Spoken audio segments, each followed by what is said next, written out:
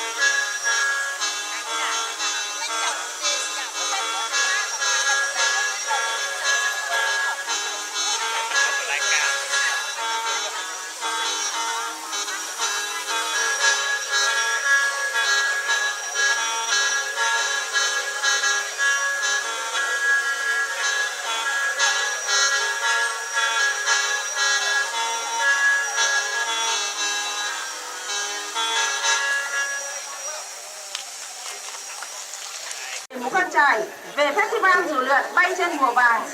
Nhân sự kiện này, thay mặt cho các chí lãnh đạo huyện Mù Căng Chải, xin trân trọng cảm ơn các đồng chí lãnh đạo tỉnh, câu lạc bộ Việt Vinh cùng toàn thể các vận động viên dù lượn, các câu lạc bộ trong và ngoài nước, các cơ quan báo đài trung ương, địa phương cùng các du khách gần xa đã, đang và sẽ tiếp tục phối hợp, ủng hộ, giúp đỡ để du lịch huyện Mù Căng Chải ngày càng phát triển.